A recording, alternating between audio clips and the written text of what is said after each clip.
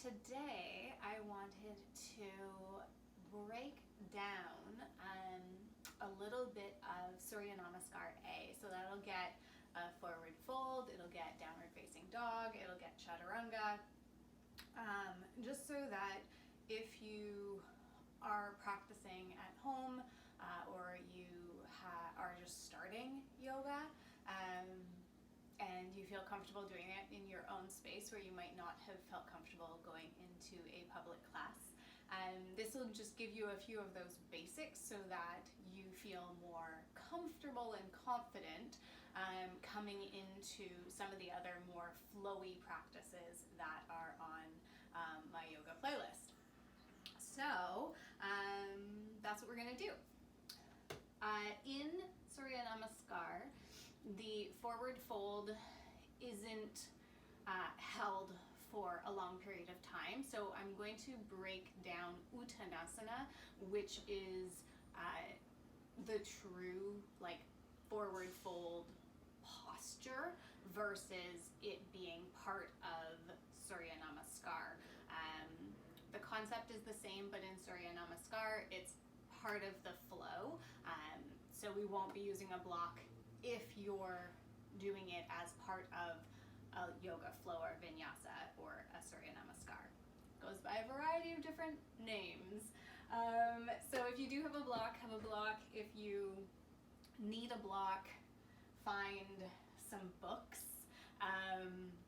or some DVDs or something that you have around the house. Books are probably pretty useful for this, or in theory you could actually use two cans on either side, and that won't give you as much lift, but it'll give you something. Just make sure that it feels steady and stable. So we're going to start off again. The Surya Namaskar forward fold is a little bit different than the more traditional forward fold, but I do want to get just a little bit of how I cue so that when you're flowing with those practices, you have these basics and these foundations already settled in there for you. So we're going to start off with the forward fold. Now there are two different forward folds. One of them is a ragdoll forward fold. I'm going to go sideways so you can kind of see what the difference is. So the ragdoll forward fold has a really nice soft knee. Personally, I try to have it so that the torso can rest on your thighs. And then from there, you just drape over. Now for some people, the knees are going to be very bent. For other people, they might be more straight. Really what you're focusing on here is that your low back doesn't feel strained. It doesn't feel like you're tugging on your low back. You want to feel as though your torso is just falling off of your pelvis and gravity is doing the work for you. Now, if none of that feels comfortable, this is a modification that works perfectly. So you bend your knees, place your forearms on your thighs, and you just hang out here. This takes all of the strain out of your low back. So if there's any reason that your low back, if you've got disc issues or pulled muscles or any of that sort of strain, don't go for the forward fold, and instead just hang out in this shape. Pretty simple. Then from here, if you want to work more into that Uttanasana shape, the legs become straight. Now, what usually happens is that people fall back into their heels and their hamstrings, and that hurts, and it feels very uncomfortable, and it puts your hamstrings at a risk. And so instead what you want to be doing is actually bringing your weight more towards the balls of your feet. And again, this can be done with soft knees if you need to, but in that traditional Uttanasana shape, the legs are straight. Now, what I want you to focus on here isn't jamming the knees back in space, hyperextending, and it's not bending the knees. So there isn't a curve in that knee pit. Instead, you're going to try and find the place where your femur bone stacks over top of your shin bone. And that's going to be different for everybody. So the weight is more forward, the leg is straight, but not locked backwards, and it's not knee bend forwards. when you bend the knee forward, you take all the stretch out of the hamstring. So you do want to try and get to that place where you're not resting backwards in the hamstring, but you're also not bending and taking the hamstring out of it. I know, it's a lot. And again, if you need the block there to help, it just raises the floor for you. So that's the forward fold, that's Uttanasana. When you're in any of these straight-legged shapes, you want to feel your kneecap lift up and your quadricep tighten. So it really squeezes in the quadricep here. And then you fold over top. Because when your quadricep is strong, your hamstring gets the cue that it's safe to release. If you feel any pain behind the knee or right up at your butt, that's not going to be very safe for your hamstring.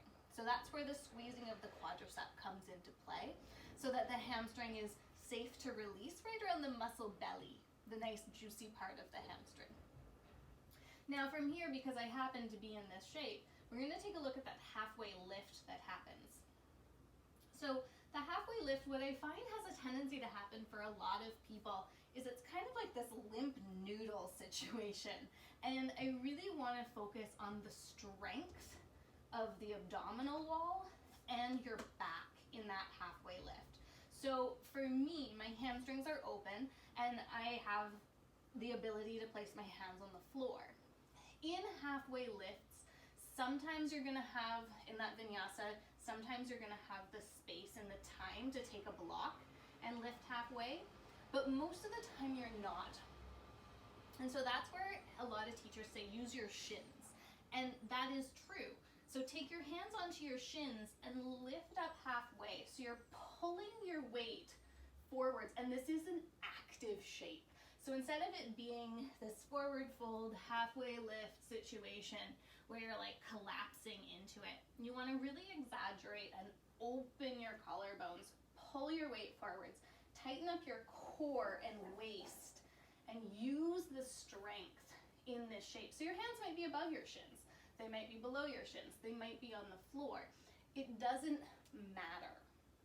What we're focusing on is that opening and broadening, because then from that halfway lift, when you step back into Chaturanga, instead of this shape being collapsed and then stepping back into Chaturanga, you want to have the space plant, and again you can bend your knees here, and then you keep that space so you're lowering in a very open shape. I'm going to roll back a little bit. So let's go through that to that point, because that's where everyone then gets a little jambly. So as you breathe in, you reach your arms up overhead. I like to track and take a tiny back bend. As you breathe out, forward fold. And again, in the flow, the knees might be bent. Halfway lift, pull open, lengthen, broaden the collarbones. Keep that nice and open shape. Plant your hands, step back. Personally, I always throw in a little bit of plank work here. So, spoiler alert if you're taking my classes. Now from here, you want to keep your shoulder blades on your back. Pull up your abdominal wall so it's still that halfway lift sort of shape. Now, you can flow through that Chaturanga, or what I typically do in my classes is lower all the way to the floor. Untuck the toes, and then lift and open the chest from here. Now again, collarbones are wide, back of the head is lifting. So what happens is that the brain is smart. The brain really wants you to think like you're doing a big back bend. So what happens is that we go like this, because if we're looking up, then obviously we're going for a deeper back bend. Really, we're lifting up from the back of the heart. Pull the collarbones wide. Shoulder blades are drawing down your back here. Hands are light. Lift up through the back of your skull and widen your chest. And then from here, I take the exhale, release back down, and then inhale up to hands and knees. and then we get on to downward facing dog. So we're going to come back to hands and knees just to set up the hands for down dog. Everyone has different theories around this. What I personally find works the best for me is straight out from my shoulders. My chest width, shoulder to shoulder, my wingspan is fairly narrow. So my hands are fairly close together. From here, some people like middle finger pointing forwards. Some people like pointer finger pointing forwards. One of the things that I was somewhat recently taught, or more recently taught, was the little webbing between your pointer finger and your middle finger, and having that pointing forwards. What we're looking for here is the weight to be distributed through the pointer finger knuckle, the thumb knuckle, and the inner edge of the wrist. So what we don't want is the weight to spill onto the pinky finger edge of the hand. Now, typically, and this isn't for everyone, but the more that you externally rotate your hands, the more the weight is going to peel off the inner edge and push into the outer edge of your hands. So again, we want it to be more internally rotated versus externally rotated. And from there, you're going to be able to hug the upper arm bones in, which gives you a really strong foundation. So, hands are whatever your shoulder width is. Personally, again, there are a lot of different theories around this. I like to teach too, and I like personally fully straight out from my shoulder. So I don't like inner shoulder, I don't like outer shoulder, I like right where my shoulder is. Then you tuck your toes, hips go up and back. Now, from here, you can play around with it. Can you have more weight in the inner edges of your hands if your pointer fingers are pointing forward? For me, that feels weird. If your middle fingers are pointing forwards, again, it works, but it's not ideal for me. Or if you have just that ever so slight in between. So it's whatever works for you.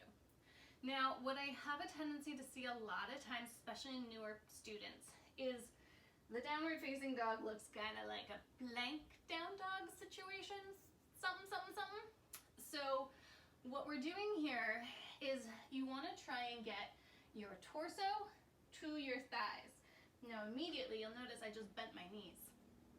So in order to get your torso behind your shoulders, otherwise you're going to put a lot of weight on your shoulders. So torso behind your shoulders. You can bend your knees and then drop your head.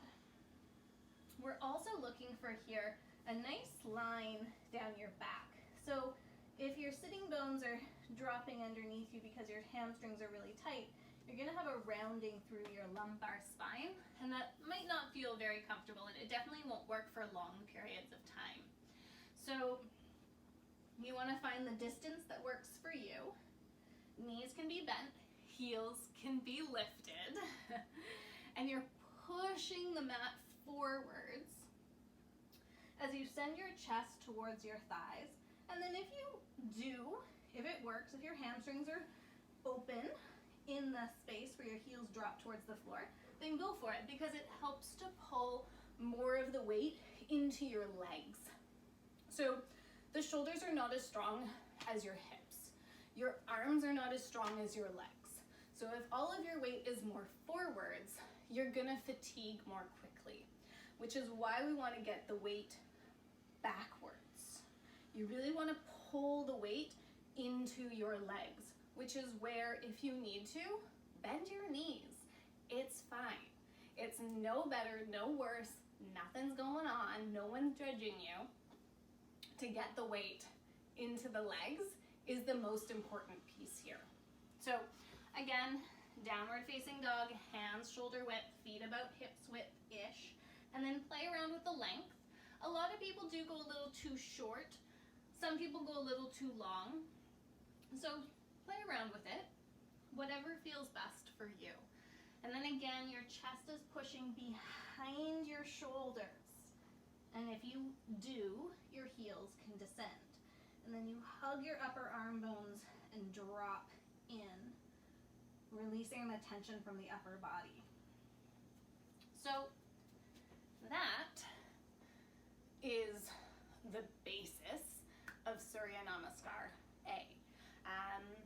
I'm going to do another one of these videos with a few extra components, so we'll do some of the other standing poses, breaking those down a little bit because those are the ones that we typically come to the most frequently. But play around with it. So I'm going to go quickly through Surya Namaskar A, and by quickly I mean one breath with movement, so that you can see what that rhythm, what that flow is, and then you can play with it, you can practice it. Doing 5 Surya Namaskars in the beginning of the day can be, or even like halfway through the day if you're just feeling a little bit worn out or fatigued or whatever it happens to be, roll out a mat, find yourself some space. It requires the length of you in order to do it. So really simply, when I'm practicing Surya Namaskar with the breath with movement, I like my big toes touching, feet together, because I find that I can land my hands better. Some people don't like that. Some people prefer that wider feet hips width apart position. If I'm doing more of a flowing class, I'll take my feet out hips width. But for right now, feet together. Inhale, arms reach up. Exhale, hinge forward.